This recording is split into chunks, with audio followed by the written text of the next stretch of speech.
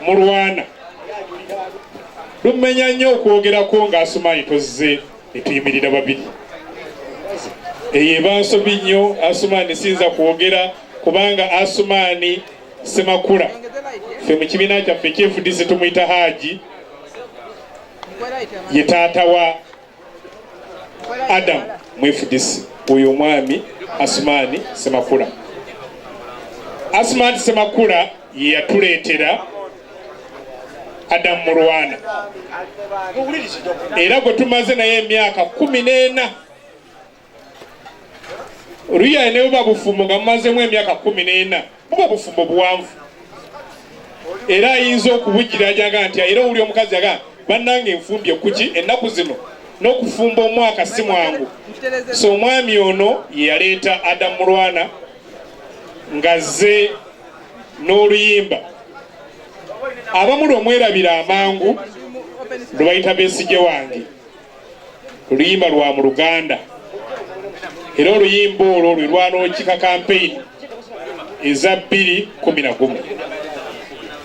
wakati nga tutegedde nti Oluganda tusobola kwetolera mu Uganda yonna ne baddayo n'atukolera oluyimba lubalita tooka kwa barabara ng'olwo tugenda Teso twambuka n'engulu era nalaba ennyo bannamawulire bangi nga balowooza tooka kwa barabara yatandika 2016 nedda tooka kwa barabara tumukozeseza emyaka 14 lwakuba bwe yali eri n'akwatayo akati enatakwata era mu luyimba olwo ayogera ku myaka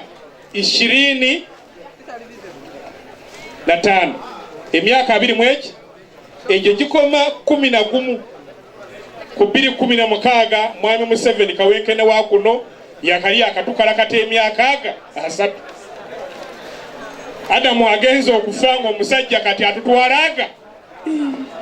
basahaba mwina musomesa emyaka 4 zawe ngumidde era ne bwogenda mu Google n'ogibuuza anakitegeeza ki anakitegeeza mu kiweddeyo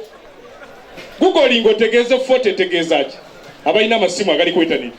begenaga kiweddeyo completion era buli akkiriza omuntu okufuga olunaku olwana plus 1 day mu bajeko batokola ki tulabikangawo mbadde nerabidde Honorable Fungaro Caps oyo mulwanyi munnaffe yali mbaka w'Obongi mwai Museveni n'amukwatamu n'amufulumyayo sebo. Salamu alaikum warahmatullahi wabarakatuh. Eyava Obongi West Nile era golagwe mukwano gwa Mulwana. Mulwana yatulaze bannaffe nagenza okulaba Honorable Palaso nga ayingiddewo nti Mulwana abadde muntu wange mbage 16 netambula naye jukira balinga ne Harriet Kisaaki nga bayimbi bafaaba babiri oli bwakikwata mu Kisaaki n'atufaako ne tumuziika. Mulwana 16 bwe twamala 16 ku lunaku Kaweesa lwe yafa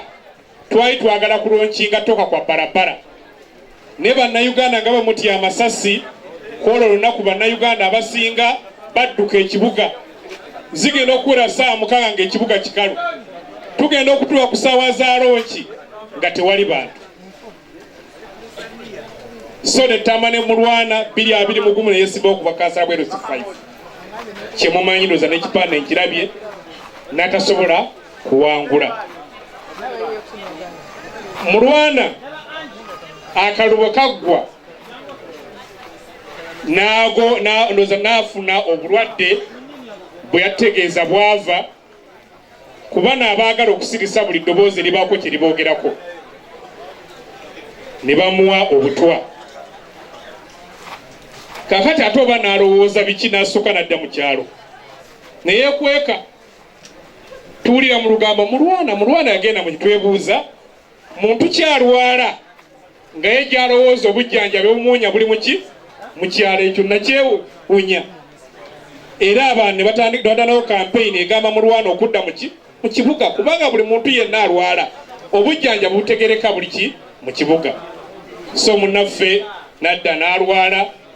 ne wabawo abaali batandise okwagala okumuyingiramu ng'obawulira banne tebali naye simanyi abamuvuddemuko naye kinsanyusiza mu kufamire n'abantu be babadde mayini mbu Mulwana tukola ki tuli naye. Ekizibu kya mukadde waffe, ekizibu kya mukadde waffe Ssaabawandiisi munnange tusanyusa okulaba Louis Rubongoya mukaseera kano mukkirize twanirize Honorable Member of Parliament Secretary General Sebo Salamaleko Sebo akwita mu Sebo natule yayagala wa mujeno kayemba mujeno Sebo nubia nini mujeno Sebo Secretary General wange kama wange Sebo wano umanyiwo nubia nini ate ko osabe kutebe boli na umberi wano Sebo genda wali baseka tusanyuse nnyo tusanyukidde ddala bakadde baffe abasajja abo bemula abatuuse wano beba Secretary General w'ekibiina ekisinga abaka Parliament abanyi Parliament kudo oluvuganya gavumenti era ekikumakumodo oluvuganya gavumenti Louis Rubongoya amaze okutuuka Honorable Member of Parliament Geoffrey Rutaya omanyi yatambula mpola ebintu yabikola mpola onyumya naye ogenda okutandika okunyumya naye ogenda okumala ng'ali eri mabega nga watandikidde esi wayimiridde oba Lutaya aba alagawa n'omugawo Lutaya twabadde wa nga yeesetula ng'abula era nga nengera nubyaniri Sebo kandi bagandi bakutegeera wuuyo omwana wa Rubongoya abawuubirako mpola oyo wa alaikum salaam wa rahmatullahi wa barakatuh esalamu erimu negunda abaana tomanyira kuzanya Sebo onne kayimba solo emiria kuba kulabe mbadde nsaba abakamera bakadde bange bamama ne bataata fesitemu mpola abantu bali bakadde bafunakolaki alaikum salaam wa rahmatullahi wa barakatuh mu kaseera kano kennyini twagala okuleeta Deputy Mayor wa Kampala sorry lindako Deputy Mayor lindako waliwo mukama wange wuno Adamu yatufuddewo ku budde bwe tetusuubira kufa. Ennaku zino tubadde naye ng'abasawo bamukebera era ne wiiki eno alina test gy'adde alina okukola. Dr. Besigye gy'ajje bannyonnyola nga tebategera kikiruma ki Adamu naye twagala obukakkamu bwe omukwano Sebo Honorable tusanyusa okulaba. Njagala okutwala omukisa guno okuyita Deputy Lord Mayor jangu naawe otuuse okusaasirako.